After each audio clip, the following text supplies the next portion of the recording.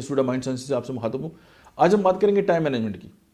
आपने इससे पहले सैकड़ों जो वीडियोस में सुना होगा जी, टाइम मैनेजमेंट ये होती है, टाइम मैनेजमेंट वो होती है, और आप वक्त के साथ जी आपको इतना वक्त मिलता है और आप इसको परफॉर्म करते हैं। और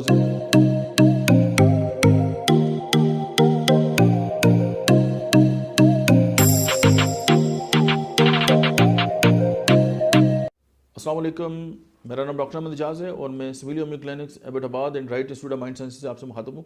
आज हम बात करेंगे टाइम मैनेजमेंट की। आपने इससे पहले सैकड़ों जो वीडियोस में सुना होगा जी, टाइम मैनेजमेंट ये होती है, टाइम मैनेजमेंट वो होती है, और आप वक्त के साथ जी आपको इतना वक्त मिलता है और आप इसको परफॉर्म करते हैं। और ज़िंदगी में ज़ाहिर है एक जो दिन है वो 24 घंटे हो गए और हर एक बंदे को ये 24 घंटे मिलते हैं। अब इसमें टाइम मैनेजमेंट कैसे करें? अब टाइम मैनेजमेंट क्या है? आप मतलब तवज्जो देते हैं किसी काम को और उसके साथ ये है कि आप इफ़ेक्टिवली काम करते हैं, तो आप एक समझते हैं कि आपने टाइम को मैनेज किया। यानी आप अपनी फैमिली को टाइम देते हैं, आप अपने काम को टाइम देते हैं, आप जो है वो अपनी प्लानिंग जो है उसको टाइम देते हैं, ये सारा कुछ करते हैं। लेकिन टाइम मैनेजमेंट से भी ज़्यादा जो इम्पोर्टेंट बात है वो है फोकस मैनेजमेंट। आप ये देखिए आजकल जो आपको फोकस है ना वो डी ट्रैक हो रहा है। सोशल मीडिया, आपकी पर्सनल लाइफ, आपकी प्रोफेशनल लाइफ, आपकी स्पिरिचुअल लाइफ, यानी जितनी लाइफ ज़िंदगी में आप मुख्तलिफ आप गुजारते हैं, इसमें आपको डी ट्रैक होने की हर जगह पे कोई ना कोई ऐसी हर्डल ज़रूर है। अब फॉर एग्जाम्पल आप कोई काम कर रहे हैं, आपका सब नेट आपको कहते हैं जी मुझे ये बात नहीं समझ आई, आप समझाएं। आप उसको समझा के जब दोबारा होते हैं तो आपको 15 मिनट और लग जाते हैं अपने काम को फोकस करने के लिए। जो ही आप फोकस होते हैं ऊपर से कोई और काम आ जाता है। तो आप ये देख लें कि एक रिसर्च हुई है, उसमें यह कहा कि वो तमाम मार्केटिंग के लोग, जो सेल्स के लोग हैं, जो सुबह से लेकर शाम तक जो है वो मार्केटिंग करते हैं या फील्ड में होते हैं, वो टोटल 90 मिनट काम करते हैं।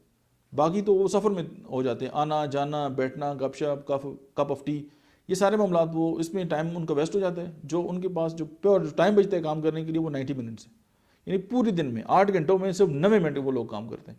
इसी तरह हम भी ये देख लें कि क्या हम टाइम तो हमारे पास है, हम अपने टाइम पे आते हैं क्लिनिक में और एक टाइम जो है उस पर हम चले जाते हैं, लेकिन क्या ये जो हमने 8 घंटे यहाँ पे गुजारे हैं तो क्या इसमें हमने फोकस रहे हैं या फोकस नहीं रहे? आप ये देखें कि जब आप फोकस होते हैं तो आप हफ्तों का काम आप घंटों में कर लेते हैं। जब आप फोकस नहीं होते तो आपके पास टाइम के बाहर होंगे तो आप उसको ज़ाया कर लेंगे। अब टाइम को बेस्ट मतलब है कि किस तरह हम जो है इस्तेमाल कर सकते हैं, उसके लिए सबसे जो इम्पोर्टेंट बात है वो जो है कि आप जो जिस तरह से फिक्र से सोचते हैं ना, आपको अपनी जो सोच है उसके अंदर तब्दीली लानी पड़ेगी। क्यों? हम ये समझ रहे हैं कि हम टाइम पे आ गए, टाइम पे चले गए, बस ठीक है, बस टाइम गुजर रहा है, ये वक्त दोबारा नहीं आता।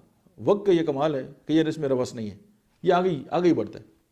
और हम क्या करते हैं, फॉर एग्जांपल मुझे कोई 10 साल पहले किसी के साथ झगड़ा हो गया, मैं 10 सालों से उसके बारे में सोच रहा हूँ, यार उसने मेरे से ज्यादती की थी। अच्छा, वो मैंने अपनी जो ज़िंदगी का खूबसूरत टाइम था ना वो मैंने उसको दे दिया, और मैं काम करते हुए भी ना उसके बारे में सोच रहा हूँ। मेरा फोकस कहाँ पे गया? तो फोकस मैनेजमेंट पे बात होनी चाहिए। टाइम मैनेजमेंट पे तो सारी दुनिया ने बात कर दी कि जी आप टाइम को मैनेज करें, आप ये करें, आप वो करें। पहली बात है कि इंसान है और इंसान जो है वो घड़ी के साथ उस तरह नहीं चल सकता जिस तरह मशीन चल सकती है। डेफिनेटली इंसान आगे पीछे होता है। अब आप ये देखें कि यूरोपियन जो सोसाइटी है उसमें आप ये देखें लोग टाइम से पहले आते हैं, और हमारे यहाँ जब तक बंदा 1 घंटा लेट ना हो तो उसको तो हम, अगर वो टाइम पे आ जाए, हम कहते हैं यार इसका दिमाग ख़राब है। क्यों? नाम से लगे और चीज़ों को फोकस करने की और चीज़ों को किसी भी नुक्ता नज़र से देखने का जो है वो बात। फॉर एग्जांपल एक बंदा है, वो ज़ाहरी तौर पे तो बड़े अच्छे काम कर रहा है, लेकिन उसकी रूह नहीं है, रूह फोकस है। मतलब आप टाइम तो मैनेज कर रहे हैं ना, आपके पास टाइम है 6 घंटे, तो आपने 6 घंटों में 10 मिनट काम किए, बाकी आपने ज़ाया कर दिए, टाइम तो मैनेज हो गया ना आपका। आप टाइम पे आए, टाइम पे गए। लेकिन आपने अगर फोकस जो है उसको छोड़ दिया, अब फोकस होगा कैसे? और फोकस के लिए सबसे जो इंपॉर्टेंट चीज़ है वो आपका विजन है। विजन कैसे? आपको ये पता हो यार आपने जाना कहाँ पे। अब मैंने जाना हो इस्लामाबाद, मैं बैठ जाऊँ पेशावर की गाड़ी पे, तो आप मुझे बताएं टाइम तो मेरे पास उतना ही है ना, मैं इस्लामाबाद जा सकता हूँ? नहीं, क्योंकि मेरा डायरेक्शन गलत है और मेरा जो विजन है वो गलत है। सबसे पहले ये देखें कि यार मैंने करना क्या है और मैं चाहता क्या हूँ। अपने आप से जब हम ये सवाल करेंगे, जब रिटर्न हमारे पास ये होगा कि यार मेरी ज़िंदगी का ये मकसद है और मैं ये चाहता हूँ, फिर हम अपनी जो मेन इंपॉर्टेंट चीज़ें हैं ना, जब हम उनको फोकस करेंगे और जो चीज़ें हमें डिस्ट्रैक्ट करती हैं या डिस्टर्ब करती हैं हम उनको छोड़ देंगे, तो आप डेफिनेटली आप ये देखेंगे कि आपके टाइमिंग के अंदर भी बरकत आ जाएगी, आप फोकस भी रहेंगे और आप जो है वो कोई भी जो टारगेट है आप उसको अचीव कर सकते हैं। आप देखिए ना, मकसद आपको पता चल गया, आपने मकसद क्यों बनाया उसको पता चल गया, आपको विजन का पता चल गया, यार मेरा नस्ब लाइन क्या है ज़िंदगी का, मैं ज़िंदगी को किस तरह गुजारना चाहता हूँ, या मैं आगे बढ़ने का मेरी ज़िंदगी का मकसद क्या है, मतलब व्हाट इज़ योर वाई। अगर आपको ये पता है कि मैं जो कर रहा हूँ तो क्यों कर रहा हूँ, तो फिर आप ये देखेंगे कि यार इसके साथ जो चीज़ें जुड़ रही हैं आप उनको पकड़ लें, जो चीज़ें इसके साथ फोकस नहीं है, जो इसके साथ जुड़ी नहीं है, आप उनको छोड़ दें। अब आप ये देखेंगे कुछ लोग जो हैं उन्होंने उर्दू में भी मास्टर्स किया हुआ है, उन्होंने हिस्ट्री में भी मास्टर किया हुआ है, उन्होंने 3, 4, 5 मास्टर किए हुए हैं। पहले तो यही था, वो एक PhD नहीं करेंगे, यानी वो फोकस नहीं देंगे किसी एक सब्जेक्ट पे और उसकी टॉप पे नहीं चले जाएंगे और रिसर्च करें और दुनिया को कुछ दें, लेकिन वो मतलब छोटे छोटे काम बहुत सारे करेंगे, लेकिन एक जो इंपॉर्टेंट जो पॉजिटिव जो काम है या जो मेन फोकस काम हो सकता है उसकी तरफ नहीं जाएंगे। ये जो चंद चीज़ें हैं, अपनी ज़िंदगी का विजन बनाएं। जो लोग विजन बना सकते हैं आप उन लोगों के साथ रब्ता करें और आप तयन करें कि आप किस डगर पे जाना है। अपनी फैमिली का जो विजन है वो बनाएं। अपनी फैमिली की देखें, आपने फैक्ट्री का सुना होगा कि जी फलां कंपनी है उसकी विजन स्टेटमेंट है, अच्छा फलां कंपनी जो है उसकी जो है वो मिशन स्टेटमेंट है, फलां कंपनी की कोर वैल्यू है। कभी आपने अपनी घर की भी कोर वैल्यू बनाई है? कभी आपने अपने घर की भी विजन स्टेटमेंट बनाई है कि यार मेरी फैमिली कहाँ पे स्टैंड करती है? देखिए ना, इकबाल कहते हैं कि कोई काबिल हो तो हम शान के ही देते हैं, ढूंढने वालों को दुनिया में नहीं देते।